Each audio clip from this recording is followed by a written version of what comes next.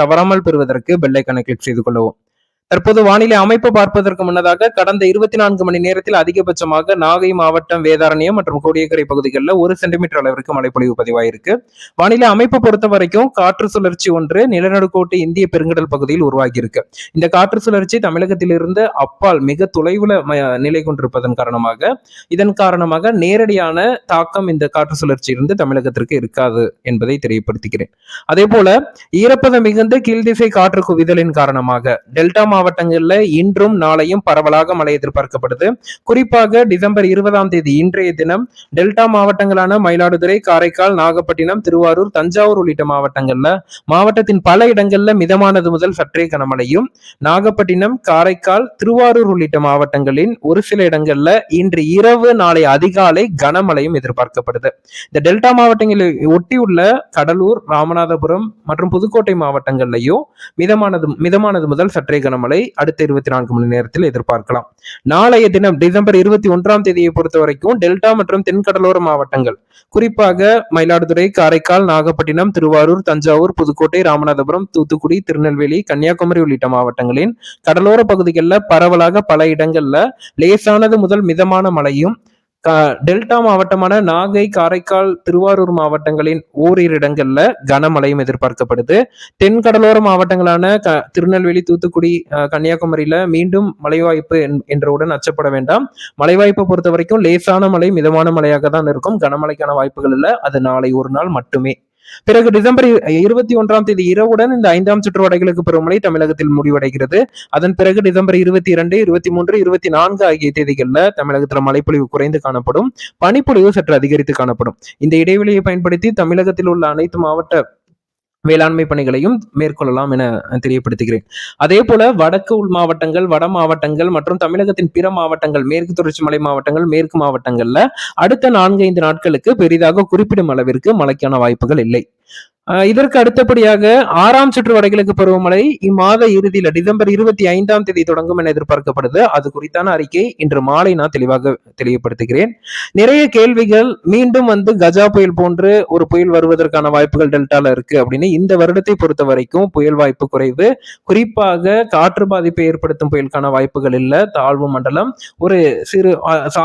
ஒரு சாதாரண புயல் உருவாகலாம் அப்படின்னு குறிப்பிட்டிருந்தோம். அது மிக்ஜம் உருவாகி அது அகன்று சென்று விட்டது. சென்னைக்கு மழையை கொடுத்து வரக்கூடிய வாரங்கள்ல புயலுக்கான வாய்ப்புகள் இல்லை. இருந்தாலும் கடல் சார்ந்த அலைவுகள் மீண்டும் இந்திய பெருங்கடல் பகுதிக்கு வருகை தருவதன் காரணமாக இம்மாத இறுதி ஜனவரி முதல் வாரத்துல மழைப்பொழிவு எதிர்பார்க்கப்படுது. சலனங்கள் உருவாகும்னு எதிர்பார்க்கப்படுது. காற்றழுத்த தாழ்வு பகுதி போன்ற சலனம். இதனால் மழைப்பொழிவு இருக்கும் அப்படின்னு எதிர்பார்க்கப்படுது. புயல் போன்ற ஒரு ஆபத்து இல்லை. அது குறித்தான ஒரு தேவையின்றி மக்கள் குழப்பமடைய வேண்டாம்.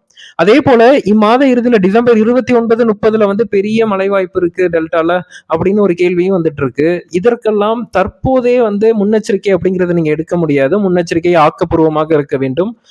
தேவையற்ற செயல்கள்லாம் நம்ம முன்னெச்சரிக்கை அப்படின்னு சொல்ல முடியாது. தற்போதைய நிலையில டிசம்பர் 25, 26, 27, 28 போன்ற தேதிகள் எல்லாம் பாதிக்கும் மழை வாய்ப்பு இல்ல.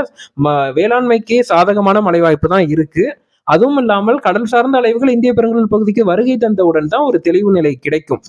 பருவமழை ஜனவரி முதல் வாரம் வரைக்கும் நீடிக்கும் அப்படிங்கிறதான் தற்போதைய நிலையில உறுதிப்படுத்த முடியும். வரக்கூடிய நாட்கள்ல நல்ல மழைப்பொழிவு இருக்கு. பாதிக்கும் மழை வாய்ப்பு அப்படிங்கிறது தற்போது டிசம்பர் 28ஆம் தேதி வரைக்கும் அது போன்ற மழை வாய்ப்பு தற்போது இல்லை.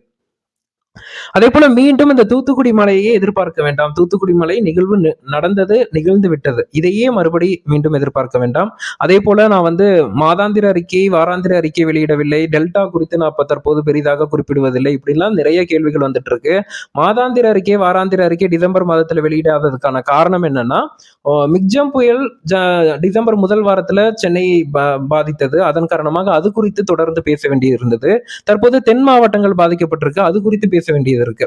டெல்டா பகுதிகள் இந்த இரண்டுலையுமே பெரிய பாதிப்பு எதிர்பார்க்கல, பாதிக்கவும் படல. அப்படி இருக்கும் போது டெல்டா பகுதிகள் குறித்து பேசுவது அப்படிங்கிறது தேவையற்ற ஒன்றாக தான் இருந்தது. தற்போதைய நிலையில தூத்துக்குடி மாவட்டத்துக்கு தான் முக்கியத்துவம் கொடுக்க வேண்டிய நிலை. இன்று முதல் சாதாரணமாக அனைத்து மாவட்டங்களுக்கும் விரிவான அறிக்கையை நான் தெளிவுபடுத்துறேன்.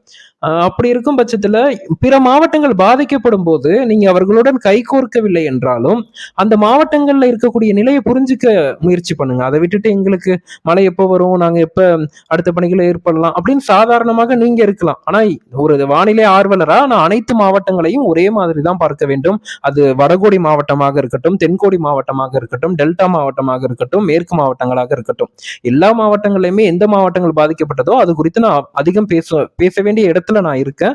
பேரு தான் டெல்டா வெதர் மனோ தவிர நமது அறிக்கைகள் என்றுமே எந்த மாவட்டங்களுக்கும் பாரபட்சம் இல்லாம தான் வழங்கப்பட்டு வருகிறது. முன்னெச்சரிக்கைக்கான நடவடிக்கை வழங்கப்படுகிறது. இதன் காரணமா நமக்கு கஜா புயல்ல பிற மாவட்ட மக்கள் நமக்கு உதவி கரம் நீட்டினாங்க. தற்போதைய நிலையில நம்ம தூத்துக்குடி, திருநெல்வேலி மாவட்டங்களுக்கு உதவும் நிலையில இருக்கும். அதை மக்கள் புரிஞ்சுக்கணும் அப்படின்னு நான் சொல்றேன். நன்றி. இன்று மாலை விரிவான அறிக்கையை நான் வெளியிடுகிறேன். நன்றி.